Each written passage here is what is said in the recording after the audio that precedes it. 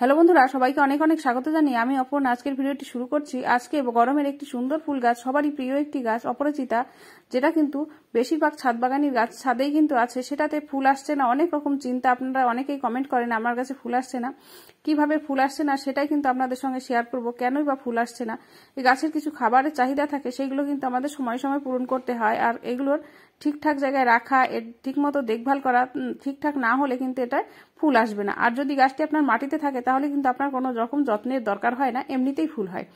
যেহেতু আপনাদের গাছগুলো ছাদ বাগানে, তাই এর কি কি যত্ন নেবেন সেটাই আজকে শেয়ার করব। এই গাছের মাটি সবসময় এমনভাবে তৈরি করবেন যাতে জল কখনো না দাঁড়ায়, আর গাছের মাটিটা একটু ময়েস্ট থাকে এমনভাবে তৈরি করবেন।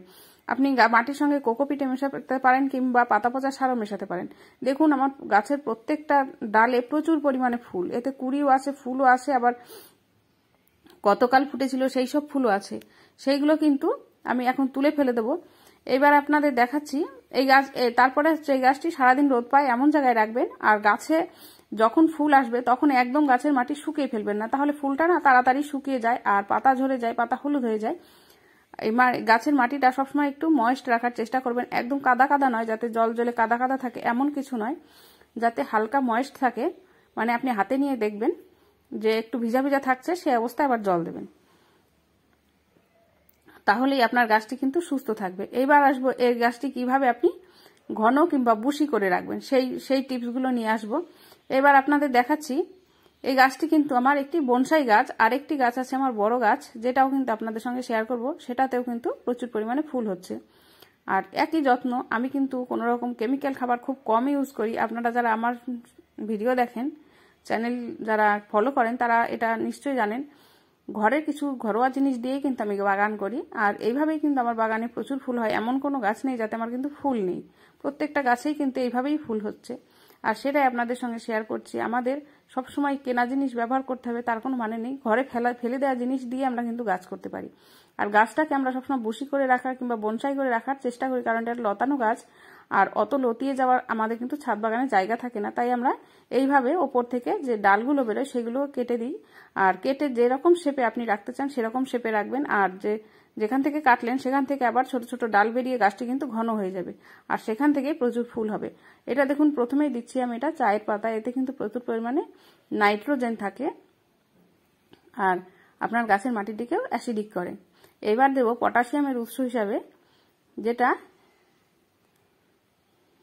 মাটিটা একটু সরিয়ে নিয়ে আমি এখানে কিন্তু কলার যে খোসা কেটে শুকনো করে রাখা, এটা একটু গুঁড়ো করে নিলেও ভালো হয় মিক্সিতে, কিন্তু এটা আমি কেটে এইভাবেই দিয়ে দিচ্ছি। এইভাবে কিন্তু আস্তে আস্তে মাটিতে ডিকম্পোস্ট হয়ে মিশেই যাবে। আপনারা কিন্তু কলার খোসাটিকে কাঁচা কেটে কাঁচা অবস্থায় কিন্তু দেবেন না, তাহলে গাছে ফাঙ্গাসের ভয় থাকে, একটু শুকিয়ে নেবেন। এইবার যেটা দেখাচ্ছি এটা হচ্ছে আমরা যে ব্যবহার করি ক্যালসিয়াম ট্যাবলেট, যেগুলো ডেট এক্সপায়ার হয়ে যায়, আমরা যে ট্যাবলেটগুলো এক্সপায়ার হয়ে যাওয়ার পর আমরা ফেলে দিই, সেগুলো কিন্তু কিছুদিন ভালো থাকে, কিন্তু মানুষের খাবারের অযোগ্য থাকে। সেই সব খাবার ট্যাবলেটগুলো আমরা না ফেলে দিই, এগুলো কিন্তু গাছে ব্যবহার করে ক্যালসিয়ামের অভাবটা পূরণ করতে পারি। অনেকেই হাড় গুঁড়ো, ডিমের খোসার গুঁড়ো এইসব দিতে চান না, কারণ এই ফুলগুলো আমরা গাছের ফুলগুলো পুজোর কাজে ব্যবহার করি, দিয়ে অনেকের অনেক রকম সমস্যা থেকে কিন্তু আমরা এগুলো দিই না। তখন কিন্তু আমরা এই সমস্ত দিতে পারি, যেখানে গাছের কিন্তু ক্যালসিয়ামের দরকার। ক্যালসিয়াম না হলে কিন্তু আপনার গাছে সুন্দর ফুল আর সুন্দর গ্রোথ, আর ঠিক মতন এর সঠিক যে পুরো গাছটার যে সঠিক গঠন সেটা কিন্তু হবে না যদি ক্যালসিয়ামের অভাব হয় গাছে। তাই ক্যালসিয়ামের অভাব পূরণ করার জন্য কিন্তু আমরা এগুলো দিতে পারি। আমি দুটো গাছের জন্য দুটো ট্যাবলেট নিয়েছি, আপনারা দেখলেনই। সেটাকে গুঁড়ো করে মাটির একদম টবের চারপাশ দিয়ে, গাছের চারপাশ দিয়ে কখনোই কোনো খাবার দেবেন না। ও যে কোনো খাবারই হোক, অর্গানিক হোক কিংবা কেমিক্যাল হোক, কোনো খাবারই গাছের চার সাইড দিয়ে দেবেন না, একদম টবের ধার বরাবর দিয়ে দেবেন। আর যখনই খাবারটি দেবেন সবসময় বিকালের দিকে দেবেন। এইভাবেই কিন্তু আপনি আপনার গাছের যত্ন করতে পারেন। এবার আপনার যদি লতানো গাছ থাকে বড়, তাতেও আপনি দেবেন, তাতেও কিন্তু প্রচুর ফুল হবে। আর আপনার গাছের সাইজটা যদি অনেকটাই বড় থাকে, তাহলে আপনি এর 1.5খানা ট্যাবলেট দেবেন। আর গাছের সাইজ ছোট থাকলে কিংবা টবের সাইজ ছোট থাকলে আপনি 1খানাই দেবেন, তার বেশি কিন্তু দেবেন না। এইভাবে, আর খুব ঘন ঘন কিন্তু দেয়া যাবে না, এটা আপনি মাসে একবার ব্যবহার করবেন, তাহলেই কিন্তু আপনার গাছে এই পরিমাণে ফুল হবে। আর ভিডিওটি আপনাদের কেমন লাগলো, আপনারাও কিন্তু গাছে এইভাবে প্রচুর পরিমাণে ফুল পেতে পারেন। ভিডিওটি কেমন লাগলো অবশ্যই কমেন্ট করে জানাবেন। আজকের মতন ভিডিওটি এই পর্যন্ত। নমস্কার।